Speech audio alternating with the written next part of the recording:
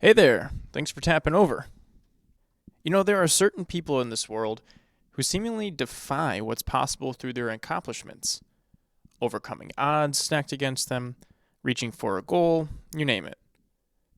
The subtle truth is in seeing only their accomplishments or taking stock of their odds masks all the daily, nail biting, scratching, and clawing hard work it took to get there. All the sacrifices, nights without sleep, missed events, strain on their life. Not everyone can achieve the same levels of heights, but we all of us, can do hard things. What that hard thing is will uniquely be our own, and finding out what that is for each of us to do. And will be worth every moment of fighting tooth and claw to get there. This episode is with an individual who's as honest as he is inspiring.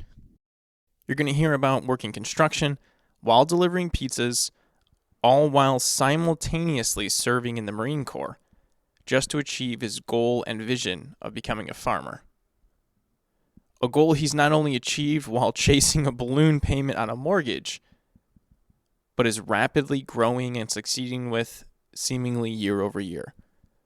Tom Bennett is owner and operator of Bennett Farms in Michiana, the lovely strip of land between the border of Indiana and Michigan. Not only was his journey to get where he is filled with grit and determination, but the work he's doing now is important more than just to him, but all of us.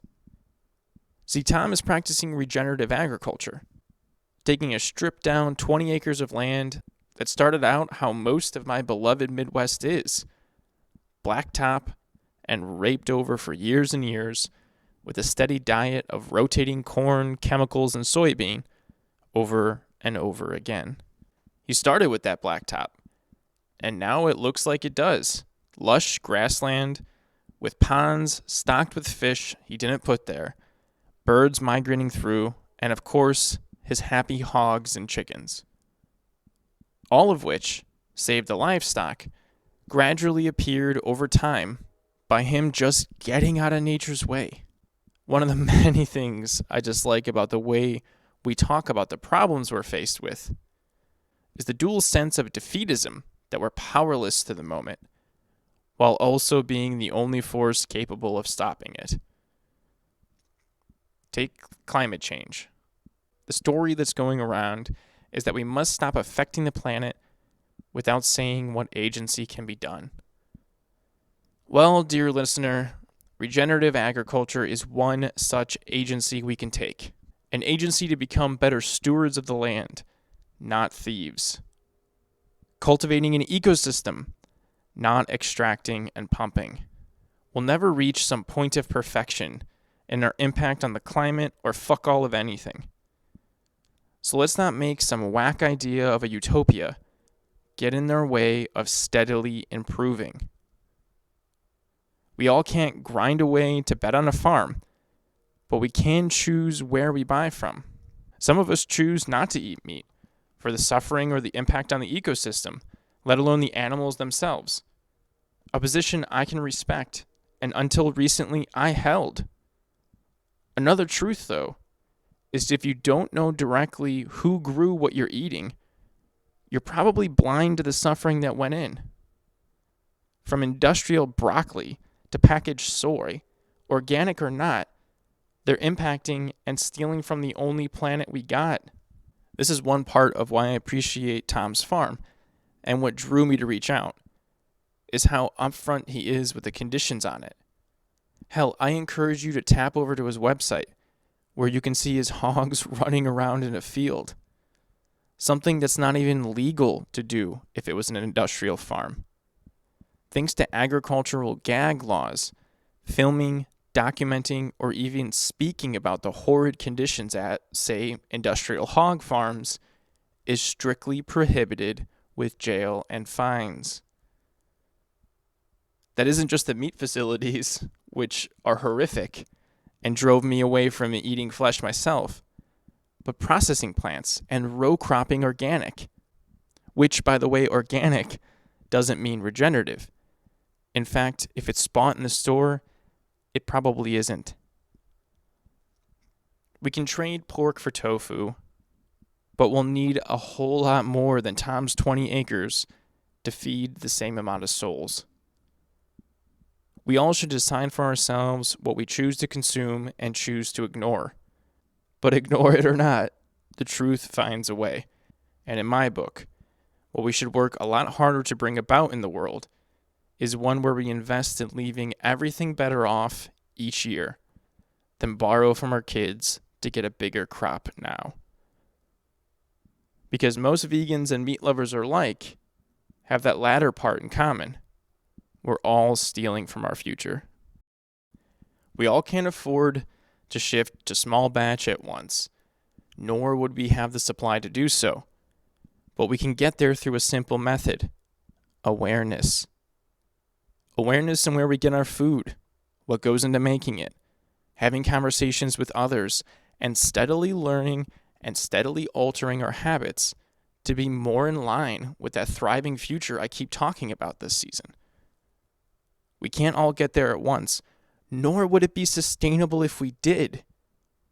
But if we just start and try, we can get there eventually. Thank you, Tom, for coming on, and thank you for listening.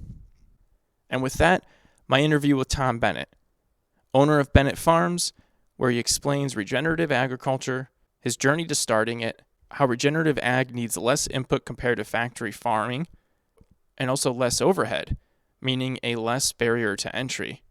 He also talks about leasing land to farm on versus buying it, how fast the land will quickly rewild if we allow it to, and a whole lot of inspiring anecdotes between. Quick note, we unfortunately had to cut this abruptly short. Despite Tom living not very far from me, we're in different time zones and the lapse made for a sudden end. No worries, I'm sure I'll have him back on again soon. Thank you again for listening. I hope you enjoy this episode wherever it finds you on our beautiful, restoring planet.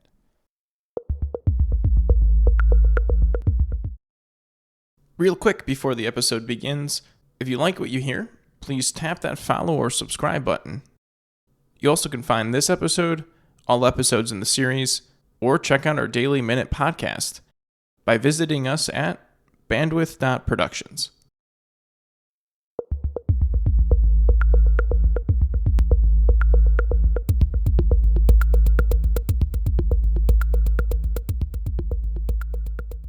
Opportunity to make that little countdown delightful instead of it just being like nothing. Anyways, thank you very much. Appreciate it. Stoked to talk. Would you introduce yourself? I'm going to ask you a question that I think you know is coming, and then we're going to dive into it. Yeah, Tom Bennett with Bennett Farms.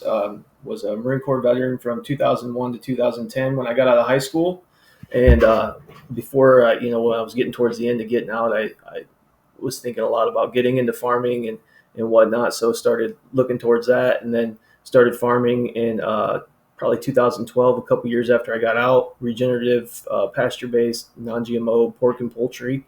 And we sell direct to consumer at a pretty decent size for a small farm, and we're able to make a full-time career out of it and do that for a living. So excited. Yeah, congrats. That's a huge accomplishment, especially it's been 10 years now, right? Yeah, I guess it would be. Yeah, in the first few years, so from 2012 to 2016, we were farming, but it was a much smaller scale, like more of a, hobby farm. In 2016 is when we really made the switch to go all in and try and make a full-time thing out of it. And in 2018, I was able to leave my off-farm career to pursue this full-time. So it was a little bit of a, it wasn't overnight, but it was a steady, path. Yeah, there's a phrase that I first used when it came to Pokemon Go blowing up, and it's what you don't notice in an overnight success is 10 years of solidarity and dedication. So yeah, it's not nothing. Few things that are good and worthwhile are ever overnight success, but still, congrats. It's huge. Yeah. Well, thank you. So okay, question aside, and then we're gonna get into diving more into that. Is what do you like to do to makes you happy? I enjoy checking things off my list, accomplishing tasks. Like that makes me happy. Like it, some people's idea of happiness is a beach with a cold drink.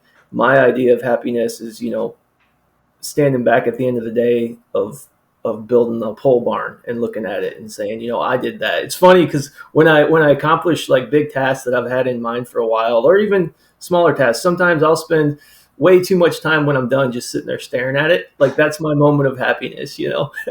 So yeah, it's the pursuit of accomplishing things makes me happy.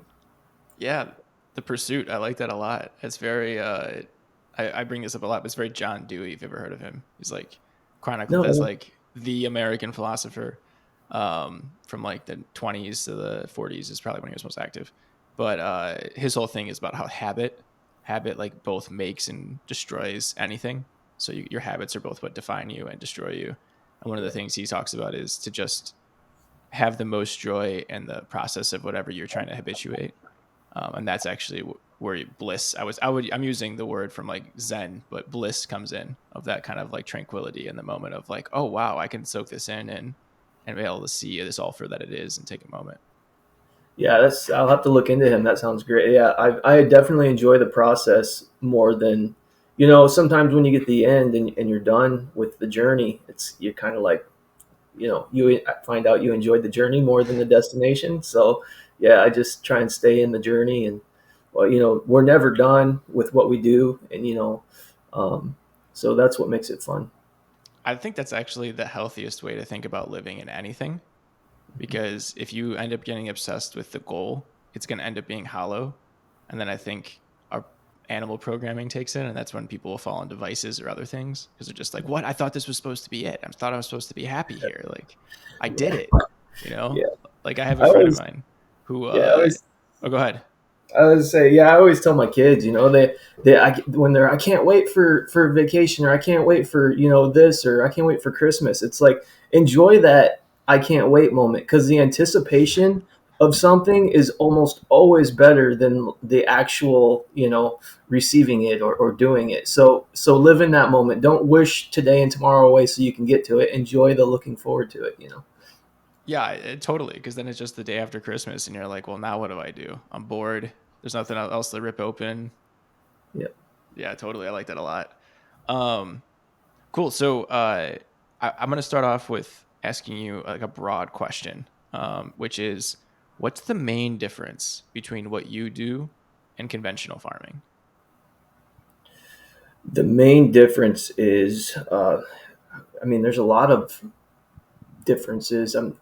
The practices, obviously, what we're doing with regenerative agriculture is we're making the land better than we found it. So, with conventional farming, it strips everything out of the land. You're basically raping the soil and the environment, and to produce a product, and then you have to put inputs back in at a high cost, to produce a product the next year.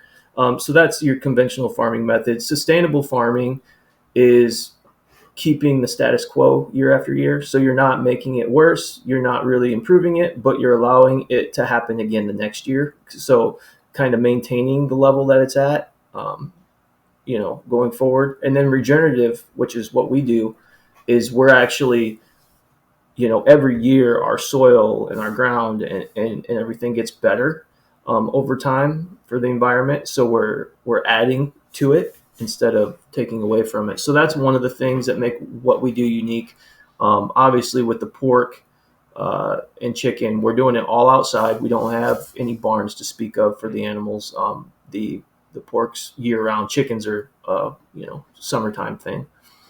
But so we got that from the animal husbandry aspect is much different, with higher quality meat, which is produced out of that too, because the animals are, exercising more. That's probably one of the biggest things, and then foraging for roots and tubers and vegetation and things like that. So that adds some different qualities to the meat.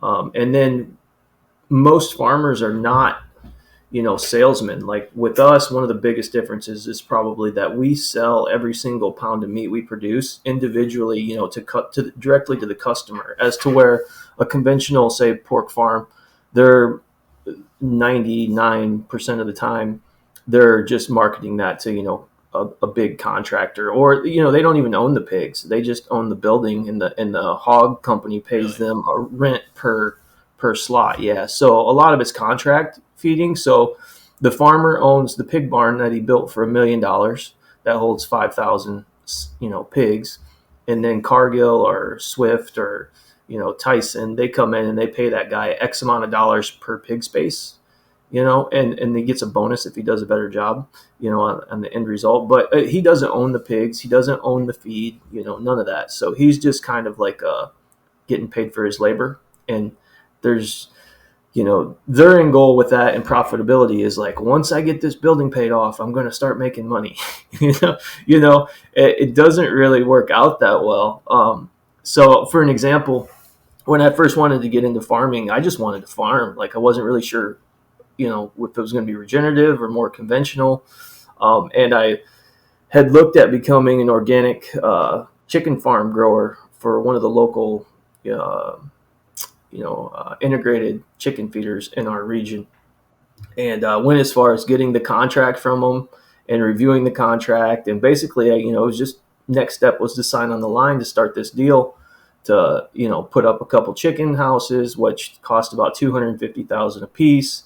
But the thing is once you look into that, you'll realize that even if I did everything the best that I could do, when I was like top producer, everything went right. It wasn't a cold winter, so I didn't use that much propane.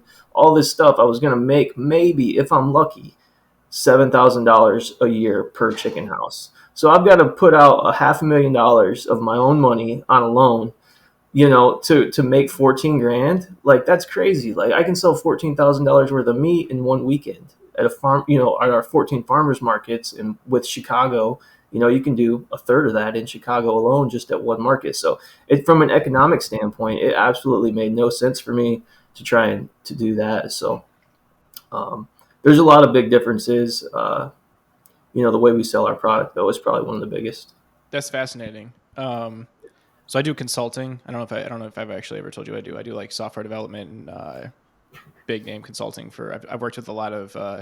I can't say who, but I've worked with one of the largest global ag companies on like an Mm-hmm. international project.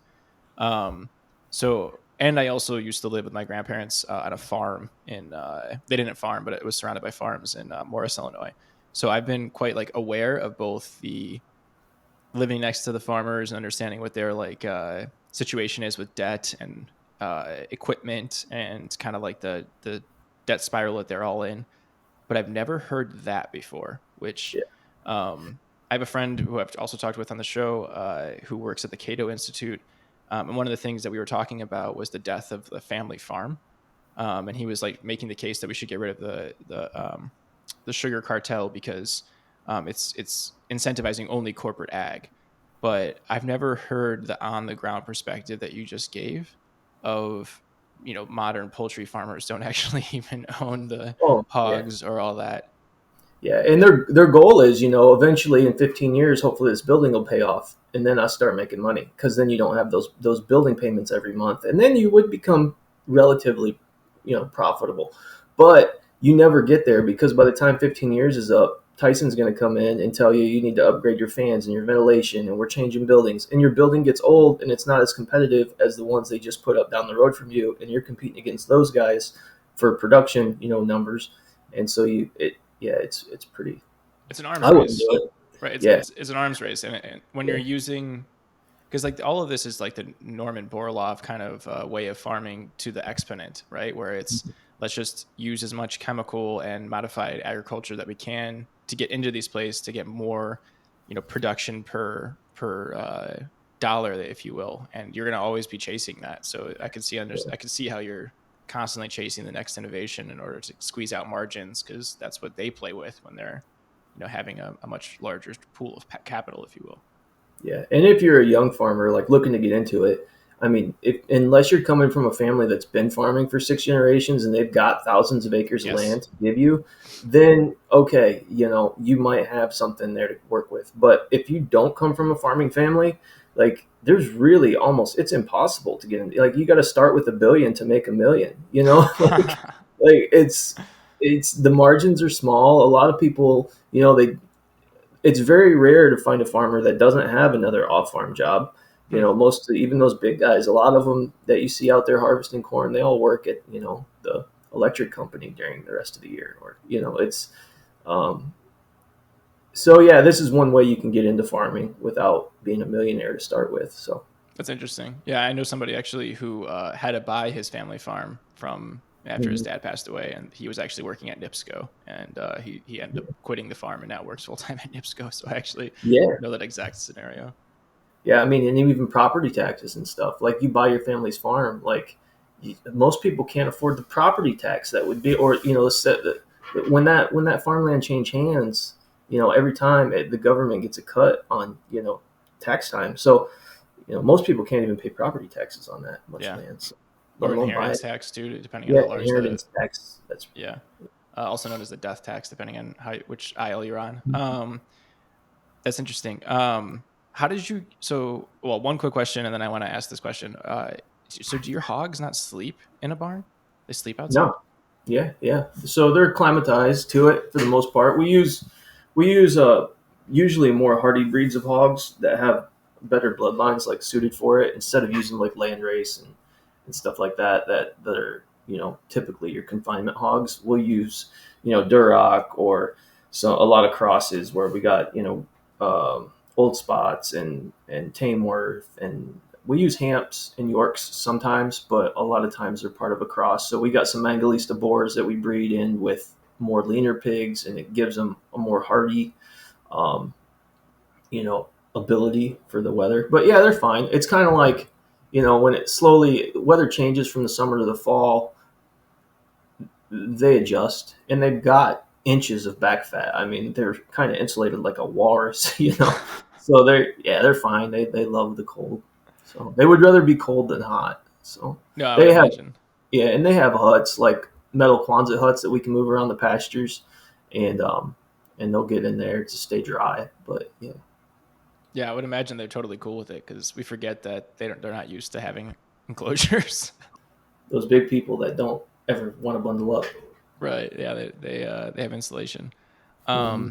So how did you get started from buying? I guess what was your journey of buying the land, and then how did you actually get it to be able to habituate whatever you're starting with, if it was hogs or chickens, and then kind Hmm. of get it to where it is now? Yeah, so I while I was in the Marines, I came home on leave, and I think it was 2005, or between 2005 2007. It was probably 2005, because I knew I was going to be getting out, in a handful of years, and I came home and I bought land, on a balloon note with one of the local banks that would just finance like straight land, because a lot of financial companies, they don't want to finance just empty land, like they need a house on it.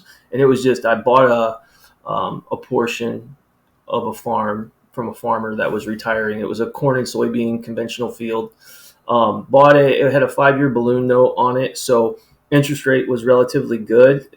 But the trick is you got to pay that off within 5 years, because it's the balloon. So in the Marines, I was stateside for the last 5 years of my 4 or 5 years of my contracts. So I worked side jobs as well. So I would go to the Marines from 5 in the morning until 3 in the afternoon, sometimes 4 in the afternoon, and then from there I would change clothes in my car, drive straight to the pizza place, and deliver pizzas until midnight, almost 5 days a week. And then on the weekends I would work construction, remodeling kitchens and stuff. So I just pretty much worked 3 jobs, essentially like 120 hours a week for 3 years, and paid that land off in full. How do you not have more gray hair? I don't know. I don't know. People ask me that, but yeah. Anyways, keep doing it. Sorry, Yeah, so I pretty much took a couple years off my life that way. doesn't look But like it. yeah, You look younger than you oh, are imagine too. how Now that I young, know your age, I would look if I didn't do that, right? Yeah, maybe it's a but good thing you no, didn't. Sorry, go yeah, ahead. people, and sometimes I'll see comments and stuff like on some of our like social media posts. People are like, "Oh yeah, it must be nice to be a farmer. Not all of us have like, daddy didn't give us a farm." It's like, dude, whatever. Like, I earned this. You know what I mean? Like, everyone wants to make excuses for themselves, like why this isn't possible, and it's bullshit. Like, you can do it. You're just giving yourself excuses not to, because it's too hard. like anybody can do this, but you're going to have to sacrifice a lot, like be it time with your family. I skipped dinners with my grandma in the months before she died when my family was going out to dinner because I had to work in the like there was I gave up a lot to have what I had. Like it's so it's you can do it, but it takes a lot. So Discipline. It takes yeah, an incredible amount of self-discipline, which is probably the hardest thing to have. yeah. Okay, so you're working 3 jobs, and are you saving up to pay off that land? Is that what you're doing? I was just we weren't really saving it. We were just every month I was paying it straight to the mortgage company with the land to pay it off. So so I got it paid off within a few years, and then so I owned the How much land. land was that? That was 20 acres at the time. It was so it was like $110,000, and I was 20. How old would I have been? I would have been in 2000. I would have been 22 or 23. I think I'd have been 20 in 2002. I have to do the math on that.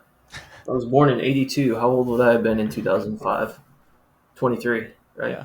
Mm-hmm. Yeah, I was 23 years old at the time. Already had 3 kids, married. Oh my gosh. We owned a house in South Carolina, and yeah, so we had a lot going on. I had done more by the time I was 20 years old than most people did by the time they were 30. Just because, but it didn't make for like the greatest of marriage life and stuff.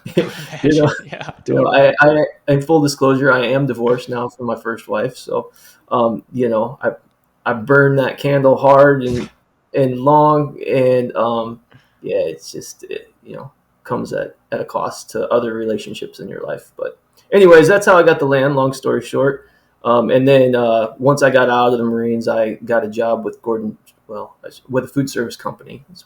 I got a job with a food service company as a sales service rep, basically doing what my dad had done for 20 years while I was a kid, and good company, good pay.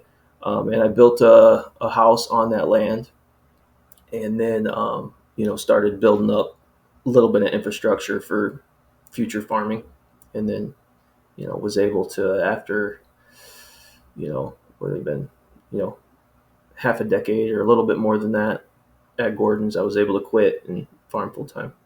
Wow. What a grind. Yeah. What did you have to do? I guess how long into that did you start putting animals on it, and what did you have to do to?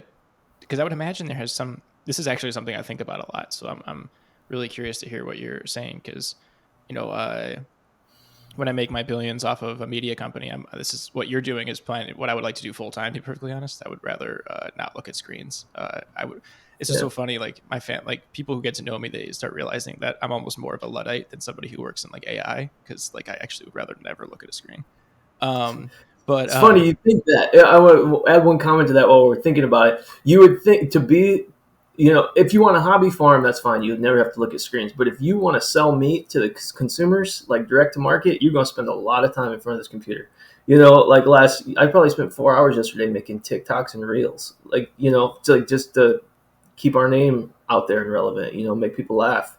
So there's a lot of the marketing side of this that most farmers don't want to do and they don't want to deal with. They just want to play in the dirt and do the animals, and that's what makes them tick. But you're going to spend, if you're a direct to consumer farm, 70% of your time with electronics, like, that's fascinating. dealing with stuff. So yeah, go ahead. Sorry. Yeah, no, that's okay. Well, thank you for telling me that because I have to figure out another challenge because I don't like marketing. I can't think of it. I can't think like that. Yeah. I don't give a shit. Right. Okay, so what did you do though to transition the land? Because if it's conventional farming, that's the topsoil soil I'm imagining Mhm. is pretty much eroded. Like I don't know if there's like Roundup or other Yeah. chemicals in there you got to worry about. So what did you do to transition the land, and then how quickly could you get animals on it?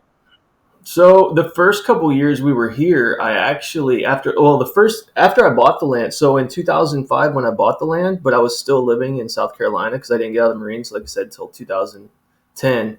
Actually, it was 2000 2008. I left active duty. That was like my end of contract, and I came home to Michiana, And I got a call like a week later from the reserve unit in South Bend.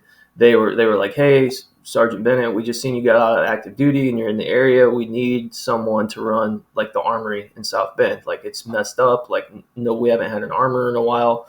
Would you come join the reserve unit with us?" And I'm like, "No way."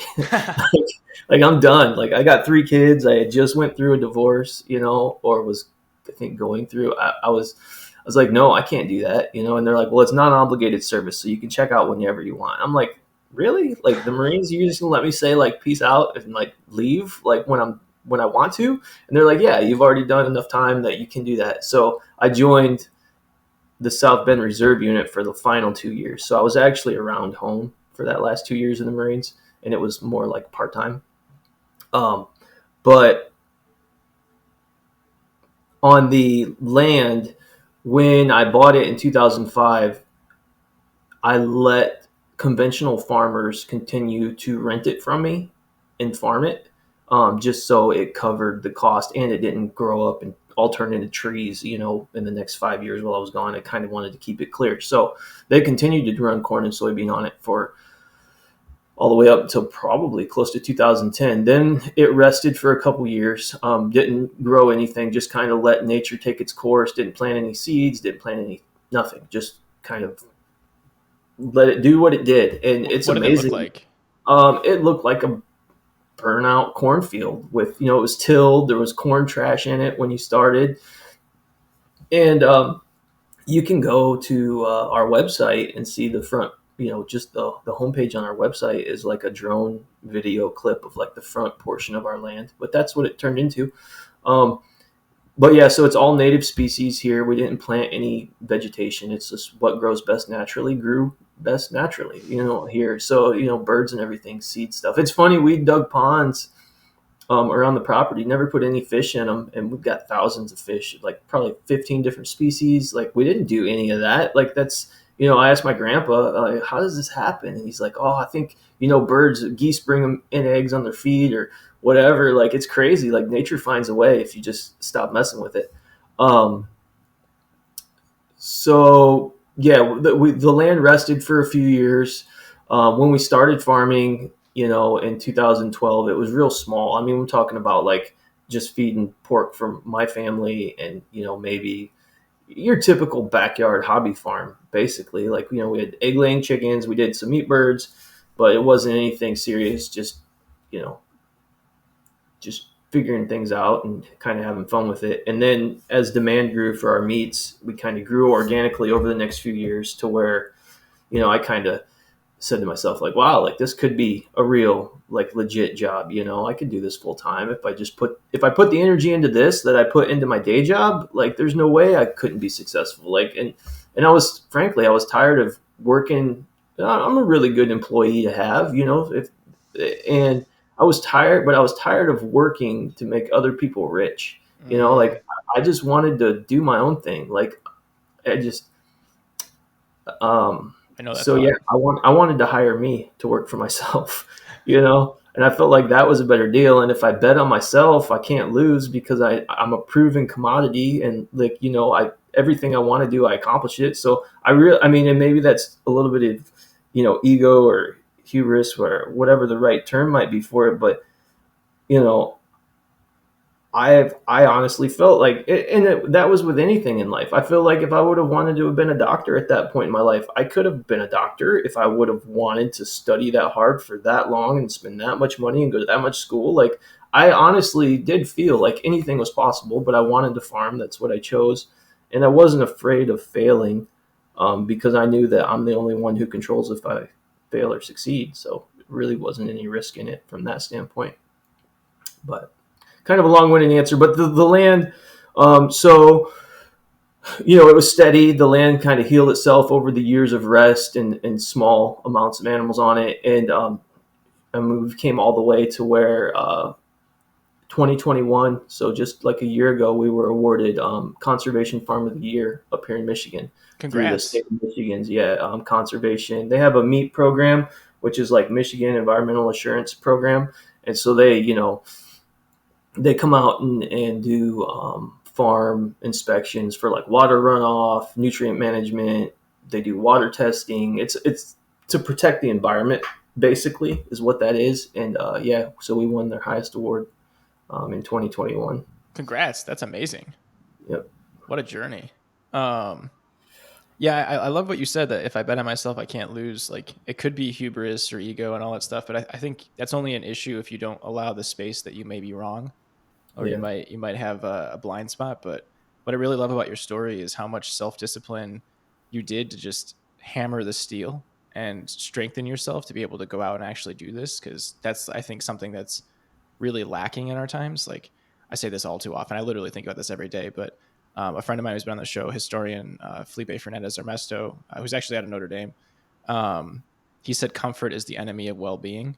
And I feel like today our society and our lifestyle and everything in the States is just around like what dopamine hit can I get right now. Mhm. And in doing that, you end up robbing yourself of the know-how of your limits. You know, it's kind of like that Clint Eastwood, like a man's got to know his limitations. And you learned yours by learning by working 3 jobs. And Well, and I honestly want to credit a lot of that to the Marine Corps. I mean, maybe I was born that way a little bit, but so the Marines, they're kind of a cocky branch of the military. They have a reputation, and but it did, So I was brainwashed for years that like I could conquer the world with 5 guys. You know what I mean? yeah, Like so. I truly believe that, like to the point to where a funny story is my father-in-law and my brother-in-law, I think it was 2018, were sitting around talking about this marathon they were going to run. So we were at a family get together. They're like, yeah, we've been training for 2 years, or a year, whatever it was. I'm like, marathon, like, why in God's name would you run unless a bear was chasing you? Like, I ain't ran a day in my life since I left the Marines. In the Marines, I used to run 10, 12 miles. That was about the extent of it. I never went past that. Um, and most of the runs were like 5 mile runs. But since I was the leader of the group, when I got done, I had to run back to the last guy and run him through. So I ended up running a lot more than most. Anyways, they were talking about running a marathon in Indy, and I'm like, man, that'd be fun. Like, I was like, I think I could do that. And they were like, what? Like, you haven't even trained? I was like, when is it? They're like, oh, it's in a few months. I'm like, all right, I'll do it. So my wife was laughing at me. She's like, you can't do that. I'm like, bullshit. I can do anything. I'm Tom Bennett. And so I didn't run. I think I went and ran with her brother one day on like a 2 mile run with him because he was running like a 19-minute pace or something. So, anyways, I went and ran with him one time before the marathon. That was it. Went out for Mexican food the night before we went to Indy.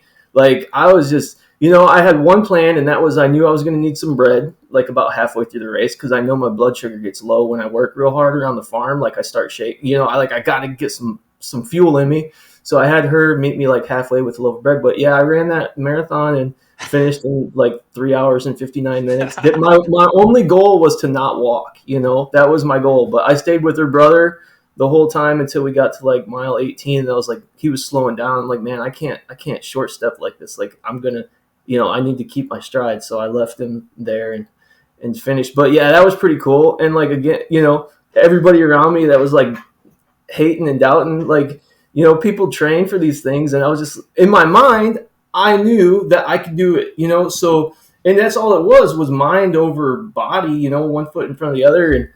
And so confidence in yourself can accomplish a lot. Like, there's probably a lot of people that could go out and run 26 miles. They just don't believe that they can. So they never try. 100%. I love that so much. No, this is like literally what I think and preach about is everything is mind over matter. Mm-hmm. That's all it is. Like we're so much more. I think there's twofold actually. I think that truth is paradox. So I think we're both more fragile than we think, and I think we're also far stronger than we think, right? Because like a blind spot comes and it could be something emotional or physical that just hits us, and we're like, oh my god. Like I almost tore my Achilles tendon, and in doing so, I had no idea what real pain was. And I've like torn my shoulder before. I've gotten a lot of injuries, but that one thing I was like, oh my god, I can't walk. You know what I mean? That was so Yeah. difficult, and I was like instantly aware of like how fragile I am. But at the same time, in even getting to that point, I didn't realize how much I was pushing through. And then I was like, oh wait, so if I just apply that same amount to getting over this, I can do this, right? And I think the same is true for anything. You just need to have a goal, which is, I think, again, something that we kind of lose. Do you know David Goggins by all? Yeah. I read one of his books, I think, a while back on Audible. So I have an Audible subscription, so I listen to a lot of books on tape. Yeah, hell yeah, I do too. But his mentality is exactly that, which is Mm-hmm. like I like the person that I was an army brat, so I like the way he talks, where he's like, "Move, motherfucker!" Like that's like Yeah, that's my inner voice, so I like that. But his mentality is exactly that, which is like you are so much more capable if you just train and tame your mind and you tame yourself. That's yeah, half the battle. Nothing else is going to be able to shake you. yeah. Okay, so you buy it, you let it rest. What's the first thing you do before you order the? Do you order hogs or do you order chicken? We started out with laying hens, and then pigs, and then meat birds. I think was finally the yeah. So we started with chickens and pigs about the same time. Did So you have to like change what you like? What was out there in the pasture? Did you have to seed anything? Did you have to make? no, no, because we, all the vegetation had grown up. So if anything, I was brush hogging just so the animals could find their way around. But so they don't get 100% of their diet from the pasture. So we did some studies early on, and we actually confined a group of pigs in a like dirt lot area, like basically a pen, and grew them out through their life cycle. And then we had their siblings, another test set on pasture, and I was measuring feed. And I haven't done this since 2015 or 16. What would it be? Since 2015, 16. But when I had done the measurements and weights, then we had found that the pigs on pasture were consuming about 30% less feed over their grow out cycle than were the ones that weren't being given access to pasture. Um, So, they receive a non-GMO grain ration in all of the pastures. So there'll be like a 2 ton, hog feeder that they can help themselves to whenever they want. So, the pasture is more of a treat than like the main part of their diet. Because see, pigs and chickens are omnivores, so they have stomachs like us. They're not ruminants, so they can't be 100% grass fed. Either pigs and chickens are they have, well, pigs particularly have stomachs similar to us, where you can eat kale. It's great for you. It's good for you. You can eat salads. You can, but if you gave a 6 year old kid nothing but salad, he ain't gonna grow. You're gonna severely affect his growth rate. So they need higher rates of protein, and the protein comes from the grains. So That's interesting. Yeah, yeah, I mean, wild hogs, they can make it like down south. Obviously, you see wild hogs, nobody's feeding them, but they have, the opportunity to range over thousands of miles, or if they want, and they can go to all the oak forest when the mast falls, and they can go to the city dump, and they can, they're eating cat food off porches, like they're finding food everywhere, and so that's how those wild pigs can live, and it takes a wild, hog. It could be 6, 7 years to reach a reasonable market weight. So as to where pigs that we use for meat production take 8 months to a year. So that's interesting. yeah, Yeah, I have cousins down in Texas, and the other thing that is interesting about the wild hogs is how much they're decimating all the other wildlife populations. And mm-hmm. like you quickly learn that pigs aren't Babe the pig. Right. It's like they're vicious. They're super vicious, and Mm-hmm. they're scary, and they will eat anything. Yeah, another person I was talking to once, they I don't want to quite say that they're like the granola crunching folks, but they're pretty close to that. And they got chickens, and she was explaining to me how terrified she was that when she saw the chickens were eating a snake that was in the pen. I was like, Yeah. that's what they are. They're pretty they're pretty Well, vicious too. those chickens will eat each other. Yeah. If one dies and the other ones are around it, they will start eating. They'll consume each other. So yeah, chickens are they're tough. Yeah, little T Rexes. That's cool. That's also really interesting. The study that you did. Also, I didn't know that about the 6 years rearing to get to the same market weight. So that probably means Yeah. that a lot in the I mean, wild don't get to the size they could potentially get because right. of predators or. It's just the diet. They don't. Most of them don't have access to the proper diet to grow. Like and their genetics are slightly different because they've had a lot of years to develop that way. But Yeah. Yeah, plus selecting for living and thriving in the wild is totally different than selecting for weight so that we can consume Yeah. them. It's For the totally different. best bacon. Right. Yeah, Yeah. yeah, exactly. Um, Interesting. Okay, so what's the grains that you're feeding them? And you said so it's about Yeah. 30% is them grazing, and then the rest of it Mhm. is this feed. Yep. It's a non-GMO, locally sourced corn and soy is the two primary things in the mix.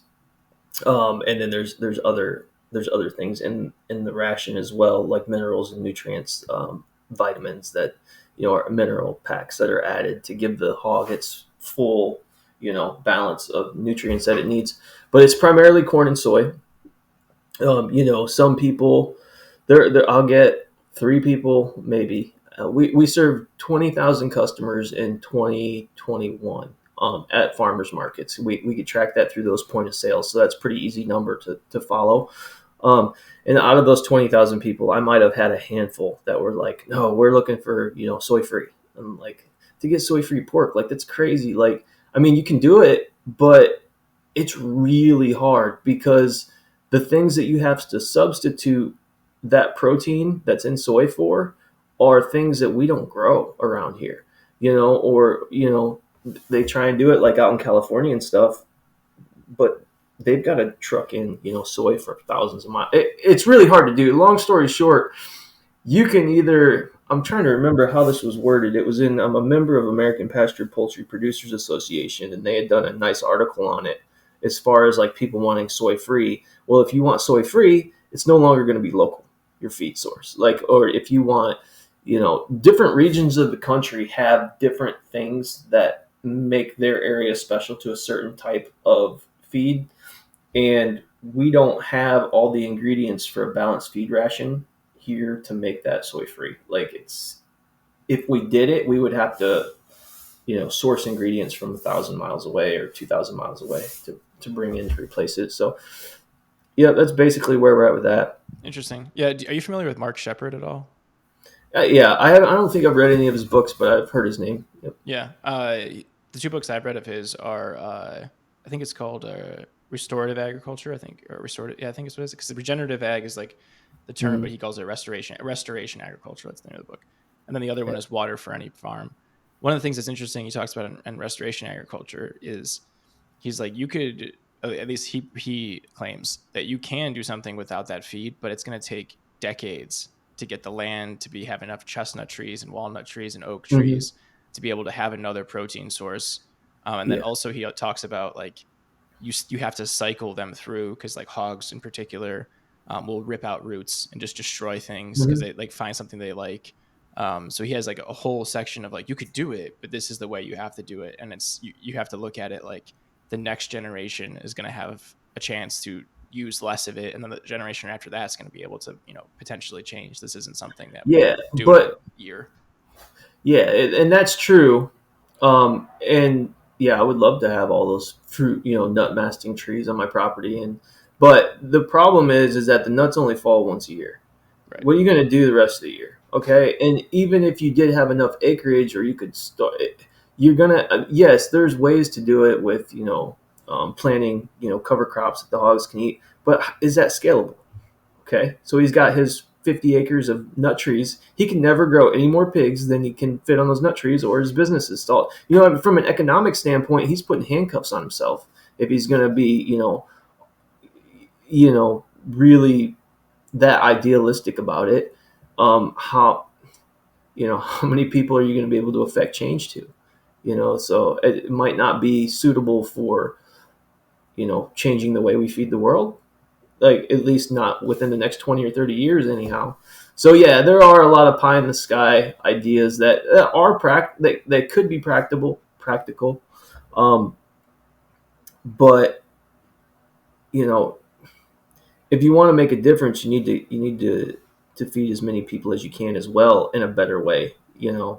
So, and if you want to be profitable, I see a lot of farmers that are just, they're so idealistic in their principle that they'll get a they can't, in order for you to be a sustainable farm, you got to be financially sustainable. because if you're not, you're going to disappear in 3 years, just like everybody else that tried it and quit. I see it all the time. Like, people want to quit their day job and farm, and they're just so excited about it. Well, in the process of that 3 years, you're going to go broke, and you won't realize it at first because you're not big enough. You don't realize it until you start scaling up, and then you're going to be like, shit, now I'm taking money from my day job that's supposed to pay my mortgage, to pay these farm bills. Like, there's going to be major problems because you're going to try and sell your product too cheap because you want to get into the market and gain customers. And if you're not making money anyways, you're not going to be around. And like, our butcher, here's an example of that. Our butcher is humane handling certified processor for our pork. Like, we take our pork there. And they have a special certification for the killing process, which is really nice and neat. Our farm, we've looked into becoming, humane handling or humanely raised, certified farm. Not a big deal. It wouldn't be that hard for us to do, except for a couple things. One of the things is that we would have to farrow every single piglet that we raise on our farm. I'm not putting those handcuffs on myself. Because right now, I mean, we were at a point where we were maybe farrowing, like birthing the piglets of about half of the pigs that we had raised for, sale, for meat consumption. And we would get the other half from 4 or 5 farms around us, in the Amish community and stuff. We've got some people that we work with on a pretty much set basis. I can call them and get feeder piglets. And I get those feeder piglets. It's actually cheaper for me to buy them from them than it is to do them myself. But I don't want that certification, because then I can no longer have the option to go buy feeder piglets if I didn't farrow it. I got to be business minded too, and who's going to really care about that? Like 4 people, like people. They can go to our Instagram, they can go to our website, they can come out to our farm and look around. Like, the labels, some people spend way too much time chasing labels. And what you really need to be focusing on is just building relationships with your customers and building trust with them. Like, I looked into getting Project non-GMO verified for our labeling. The little, there's a little, I'm trying to remember what it was on the packages, but you see it on a lot of stuff in the grocery stores. But that verification would cost me $9,000 a year, because they have to verify each individual product, not each animal. So every, pork chops, bacon. Anyways, it would have been like $9,000. Like, Nabisco can afford that, but I can't. I could, but it would be stupid to do that. Now you've got to pay 50 cents more a pound for bacon the whole year just so I can have that on there, and 3 people care. Yeah. So we're 90% of the way there on a lot of that stuff, but yeah. Yeah, my wife used to, when we were living in San Diego, would always talk to the farmers, and she found out how many of them were like not spraying pesticides, using organic, like using regenerative means, but they couldn't afford the certification. Yeah. So they're like, yeah, we actually just can't advertise it. And the ones that did, their prices were like double or triple because they had to be, especially in California, which I need to not go any further. You were even sounding more and more like John Dewey, because John Dewey is one of the founders of pragmatism. And what you're saying is very pragmatic. And what I would say to both, like the Mark Shepard and kind of squaring that side with you, is I think we need both, right? Like, I think we need, in my particular, something I think about is like, how can we think about things that are for 1,000 years as opposed to thinking about things in a quarter, which is really what we think about now, right? We think about 3 months. Yeah, I agree. But if you don't make it through that quarter year, forget about the 1,000. No, I know. We need both, right? Yeah, we need both. Yeah.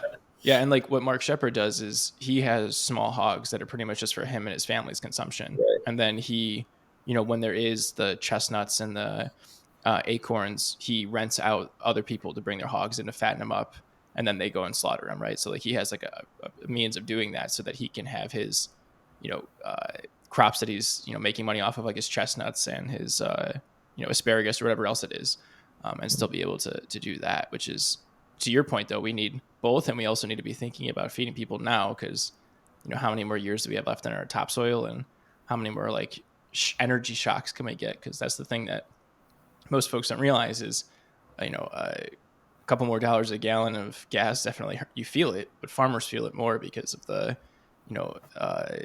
anything from the fertilizers all the way through shipping it, which I think is what you said is one of your major costs now. Yeah, when I have friends I hear complaining about the gas prices in town, I laugh at them. I'm like, dude, I just had $500 of gasoline delivered yesterday, like 500 gallons, not dollars. Anyways, I'm getting gas bills like once every two for like 2 grand, and you upset because you had to spend 70 to fill up your car. It's funny, but it's like every time I pay one, they show up with the truck again and fill it. It's like, dang it, can never get past this. But So okay, so we can jump to that then. What have you been feeling with like the inflation shocks? Because I know you and I talked about this in the summer, and you were mentioning that like your general cost of production hasn't increased with the exception of fuel. Which I'm wondering if you can juxtapose that with conventional then. um, Yeah, so our cost of production didn't really increase that much. I mean, the feed did take a jump, in the last year, but we were able to switch feed mills anyways, which we'd been wanting to do for a while, and we were able to get that price back down to where we were at, previous. So feed stayed about the same, and then on our butchering for our chicken, we actually saved probably 20 to 30 grand this year on that because we switched from a processor we were using in Michigan that they didn't, they were USDA. They did chicken, but they didn't love doing chicken. Like they were more excited about the pork and beef because chicken's a pain in the butt. And so they charged exorbitant prices for their processing. So we drive, a little bit further now, but yeah, like I said, we're saving 20 or 30 thousand a year on chicken processing. Um, so we didn't really, we were able to save a lot of money. So even though like fuel and electric or, everything else on our farm got more expensive, I still came out better than I did the previous year because we found a couple areas to save money. So yeah. How would that compare to like if you had a full industrial hog setup where you were doing Tyson and all you really owned was the building? What would the Um, differences there be? yeah, they would have their energy cost with the building. I mean, propane if they're heating it for like young chickens or, whatever. Um, So their energy costs would be substantially higher. They're kind of insulated from the market as far as um, worrying about selling them. It's not their problem, and the feed cost isn't their problem. Tyson drops off the feed, but where they do get caught is that they got to keep animals in that building to get paid, right, from Tyson. So when like COVID hit, you had all these hog farms and stuff, like basically like stuck with all these pigs, and they or not getting in, like there was no processing capacity, that all got screwed up. So if a barn's sitting empty and it's not, turning over animals like it's supposed to, the farmer's not getting paid like he's supposed to.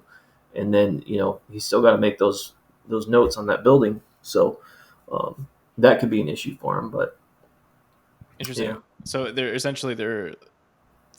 have a steady stream of income that's barely getting them by, but they're also more vulnerable to like external shocks, like changes in the market or black swans like COVID.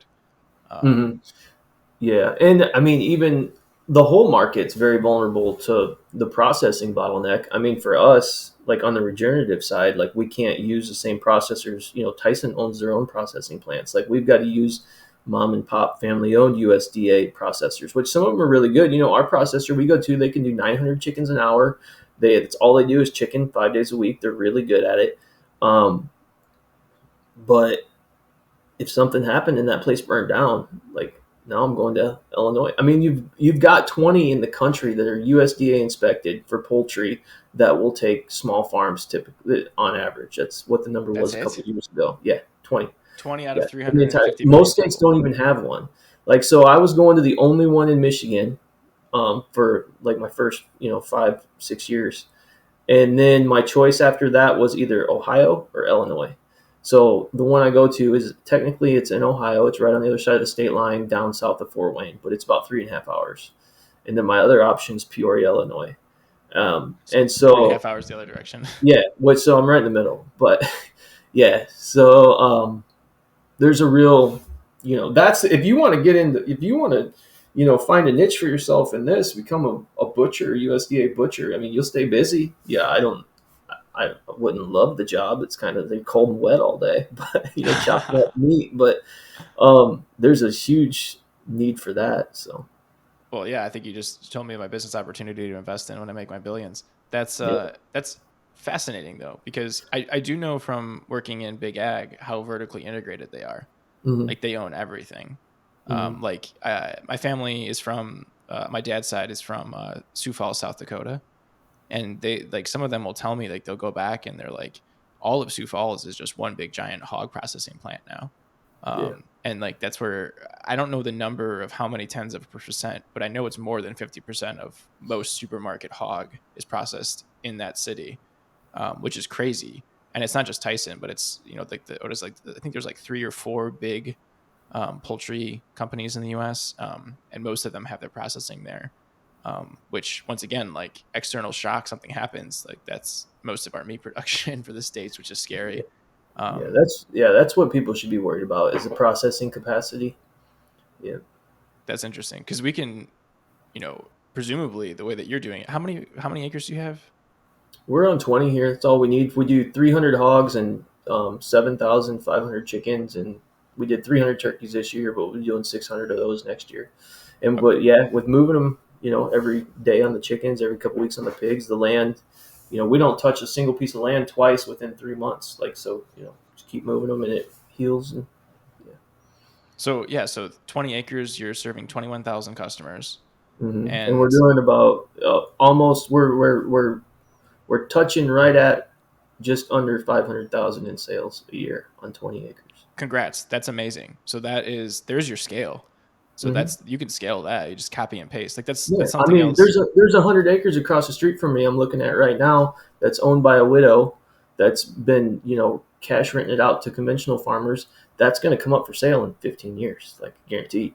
I mean, I don't, but I would rather not buy land. I'd rather rent it because you can rent land for for 50 years. I mean, you can rent land for what the property taxes would be on it. Okay, it almost doesn't make sense to buy it unless you're trying to find somewhere to stash your money because you're scared to buy Bitcoin or gold. I mean, land's a good way to park some money that you want to take out of the market and keep it safe. Um, or if you're wanting to, pass on a legacy to the next generation, but it doesn't matter. Your kids are going to fight over it and then break it up and sell it anyways because do we want this land or do we each want $3 million?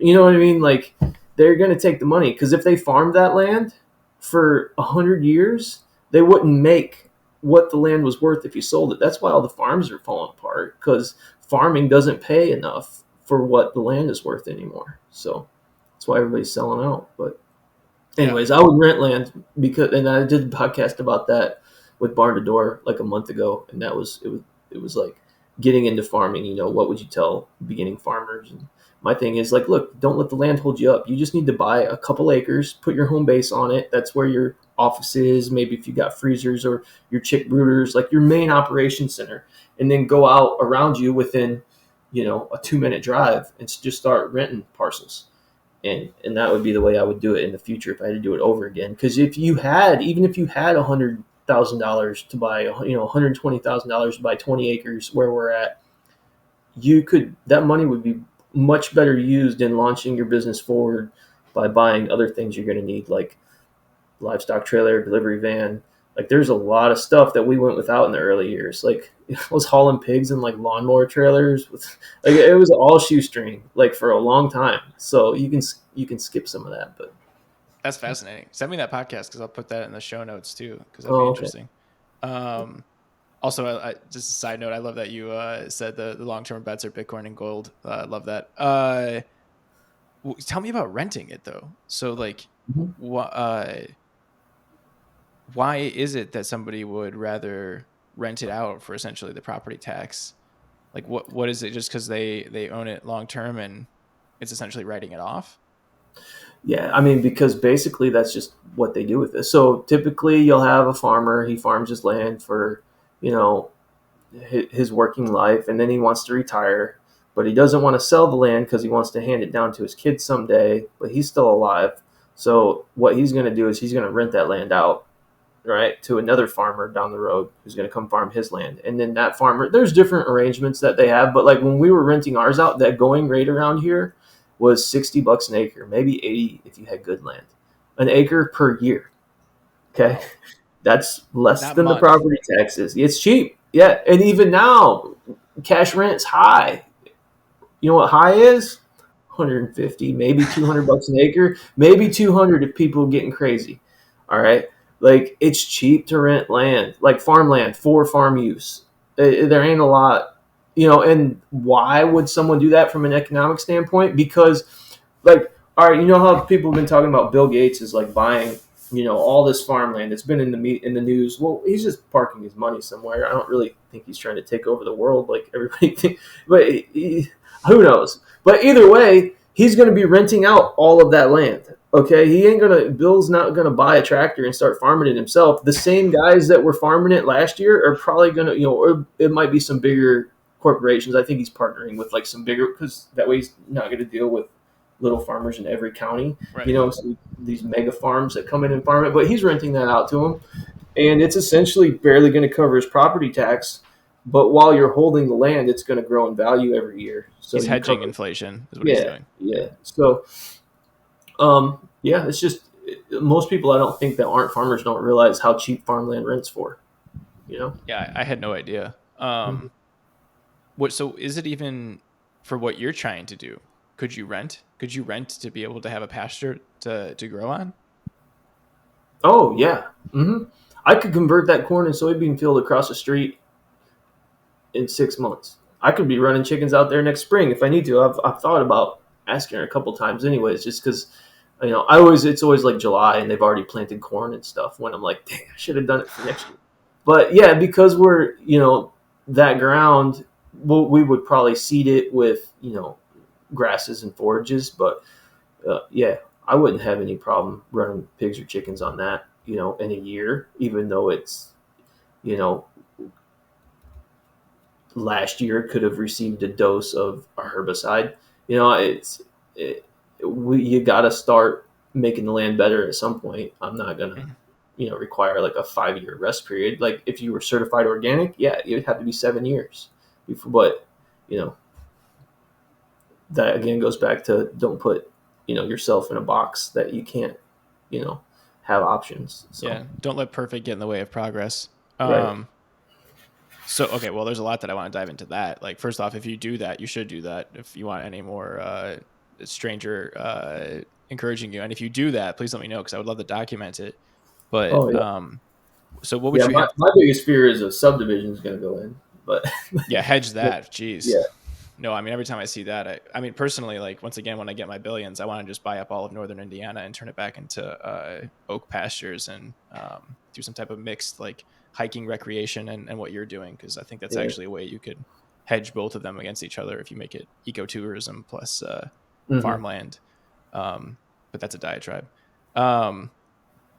Okay, I was going to ask about the herbicides. So, I guess what you're saying is you don't necessarily have to rest it, that you can throw seeds down. Would you just let it go and have a feedlot out there and just put them out there and let them start working their thing? Or would you throw some seeds down? Yeah, I would. If it was coming straight out of corn, like from the previous year, I would definitely have to broadcast, a pasture mix, at least to get a pasture mix down. So that way the chickens or pigs, whatever I'm running out there, at least have a nice, bedding of grass to be on and forage on, live on. So I don't want them living in dirt. That's pasture raised chicken. It needs to be moved on grass every day. Like that's the thing with it. So. Cool. So then would you have to rent if you were presumably to do this? Would you rent it out and pay upfront for like 3 years so that you'd be able to you would. Yeah, you would want to do a multi-year contract for sure. The longer, the better. If you can get 5 years or 10 years, do that. But I would, as the farmer, you want to try and get a longer contract.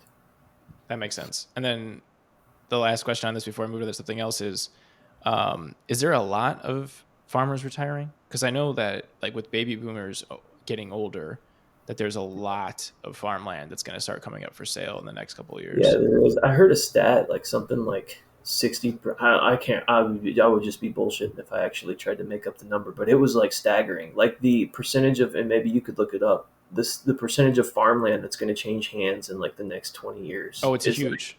It's like huge. Almost like all of it. It was like 70% or something is going to be, and so that's crazy. Yeah, quick fact is millennials are the largest inheritors of wealth ever. There's the largest transfer in intergenerational wealth happening now, and Woo, it's go from us. yeah, right. Yeah, well, I'm not getting any of it. Me neither. Yeah, But where's my dad's hiding something? I doubt Yeah. mine are, but Yeah. other people's are. Um, and it comes in most of it comes in the form of assets, Yeah. like this, which is something that I've been since I found out about that around like 2015. I've been waiting for that bill to come due, which I think it's ever more, and the more that the economy comes apart at the seams, I think the more likely we're going to start seeing some of that change hands. Yeah. Yeah, I'm glad that I'm not a younger generation than I am. I mean, I'm just turned 40, and like I feel so thankful that like in my 20s, like I was bought a house and like got land. Like, oh my gosh, like I'm looking at what my kids are looking at right now, like as far as for their future. Like houses are ridiculously priced. Renting's even worse. I mean, you can rent a crappy apartment for like almost 2 grand a month around here now. I mean, it's bad. Like it's not even a good apartment. It's like, what do you do? And if you jump into one of those apartments, how are you going to be able to save enough money to buy someday? It doesn't look promising. But Well, to give you some faith in the future is I think that that's going to be a business opportunity to make building better. Like I think yeah, we're going to be able to start 3D printing houses, and doing things that are more mixed use, where like you're living on a mixed prairie that's partially yeah, used, and things like that. I think it's actually going to be a huge opportunity for that. I'm a big proponent of decentralizing everything, and I yeah, think we can get there.